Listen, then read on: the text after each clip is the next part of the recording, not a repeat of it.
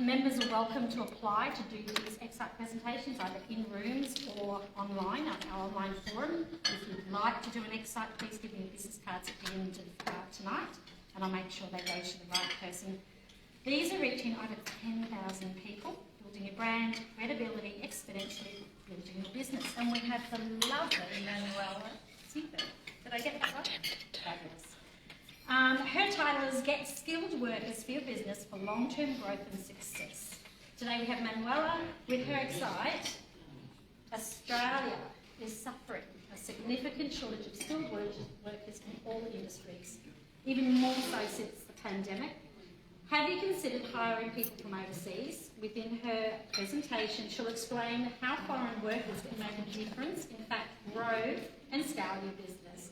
For those that you don't know Manuela, she is the CEO and founder of Aspire Immigration. She's leading a team of immigration lawyers, migration and education agents. And Manuela has a vast team in Australia and New Zealand.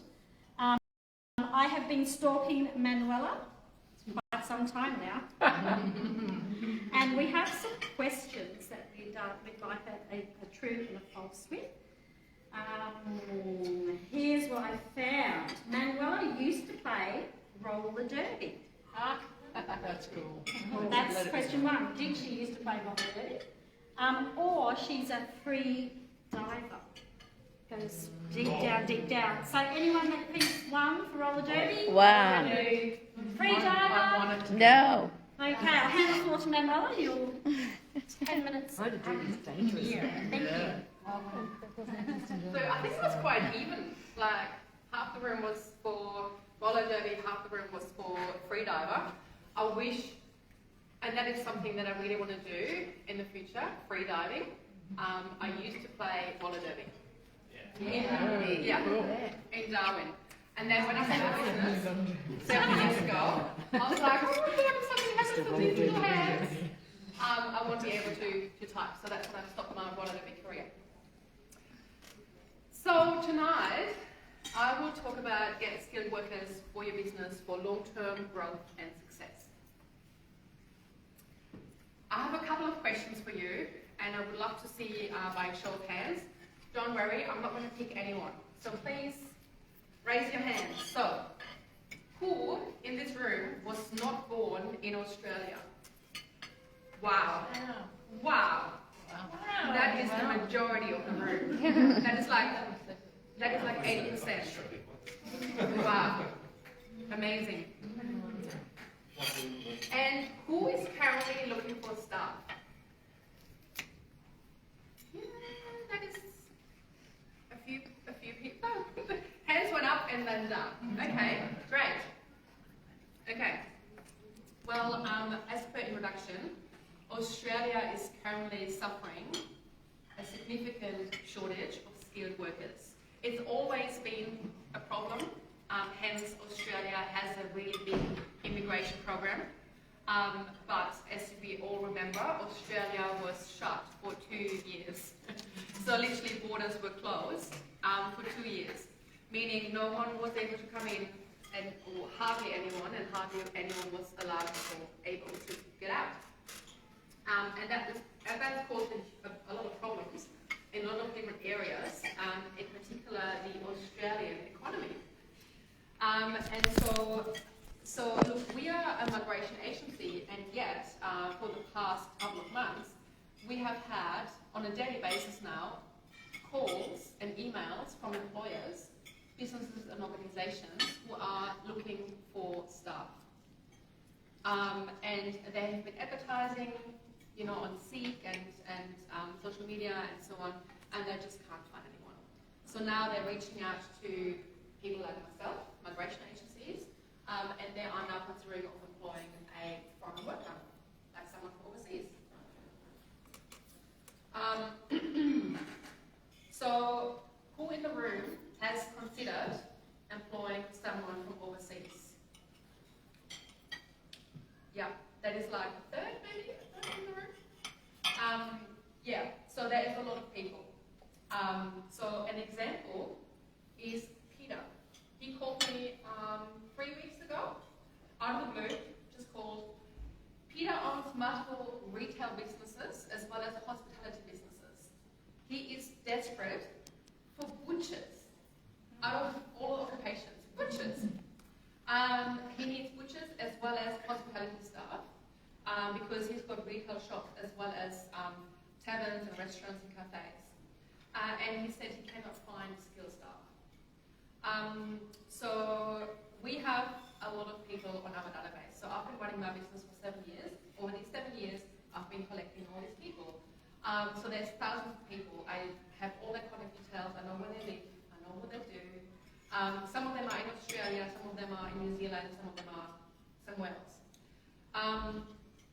Some of them, you know, the ones that are in Australia, in New Zealand, they are usually ready to go. They're ready to work. You know, they have visas. So literally that's zero investment from your part as the business owner. Yeah. We are also, so we're working with employers directly as well as with recruitment agencies. So there's even recruitment agencies that sometimes cannot find the right person. So we recently sourced a arborist. Does anyone know, not know what an arborist is? Because I didn't know actually. Trees. So trees. Trees, they cut trees. They do work with trees and they're really well paid. So that arborist, the salary for them is $120,000. I was like, in my next life, I will be an arborist. But anyways, we sourced an arborist from the UK for that recruitment agency who is obviously representing that client, that arborist to their client. And there's heaps more, you know, lots of sectors rely on migrant workers, such as IT, tech, agriculture, health, childcare and aged care, as well as construction. So yeah, there's so many sectors that are currently really suffering. Some businesses really have to shut or you know, limit their work hours, their opening hours because of the shortage. So why hire a worker from overseas? Well, firstly, to fill the shortage of your business, such as, you know, what Peter is doing currently, like looking for a butcher or butchers. And also it brings in, you know, migrant, it brings in obviously a different culture, a different knowledge because they usually studied in their home country. So it's just bringing diversity into your business. And also a migrant worker means retention because especially like long term, if you sponsor a migrant worker, you can have them in your business for 5 to 6 years at least. So prior to starting my business, I was an employee and I did not stay in any job for that long. So I'm not sure who has currently employees, staff? Has anyone had staff with them for longer than 6 years? Great, that's awesome. That's really good. That's good. And so yeah, so if you have a migrant worker, then that is something that is quite guaranteed that you have them for 5 to 6 years. And would we all agree that retaining is cheaper than recruiting? Yeah. Yeah. Excellent. So hiring a migrant worker will definitely give you return on investment times indefinite. Yeah. Now, how can you sponsor a worker? Well, there's 3 key factors. Firstly, you need to be an Australian or New Zealand business. Obviously, tonight we are in Australia. We're talking to Australia. I think, Nick, you are New Zealander? I'm a Kiwi, but I have a business in New Zealand, so I can really work. Perfect. Excellent. So you need to be an Australian business. You need to be lawfully operating for 12 months at least. However, there is exemptions for startups. So if you are a startup, there is exemptions. And you need to be able to prove that you're financially able to afford the foreign worker. So meaning you need to be able to show that you can pay their salary and their superannuation. But you wouldn't really consider that if you are just, you know, not being able to pay your bills. So what to look out for when considering of hiring a foreign worker and sponsoring a foreign worker. The big differentiation is between someone that is offshore versus someone that is onshore. So obviously, if someone is already here in Australia or New Zealand, the process is a lot quicker. Yeah. Cost-wise, it's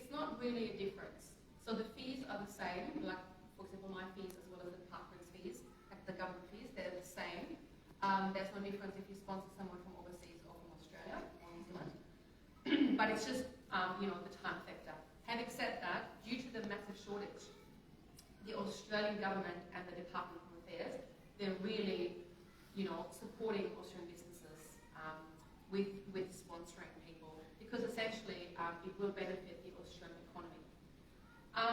Now, one thing that you need to make sure is when you hire someone who is on a visa, and in Australia or New Zealand, you need to make sure that you know when the visa expires. Or first of all, that they have a visa. Today we're going to phone call from someone who has been unlawful, meaning no visa, for over a year. These things happen, and there is processes how we can help that person, and we will help that person. But if you get someone who doesn't have a visa, please ring me. Or get them to ring me. And find out when the visa expires. So say, for example, the visa expires in a few months' time, that's perfect, because then you get to try before you buy. So they can start working for you, and then long term you can consider sponsoring them. And I know that employers sometimes think, sponsorship, it's too much or it's too expensive. It's actually not. It is really, it's a process. And once you've done it, if you've done it once, then it's not a walk in the park directly, but it is not as bad as it sounds. You need to make sure that they have the required qualifications and work experience. So, for example, for that butcher, so in fact, we actually source the butcher from South Africa.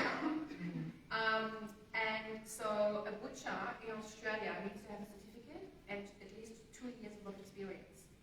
And that butcher in South Africa has these qualifications. So now we're in the process of getting that visa and getting that butcher to Australia.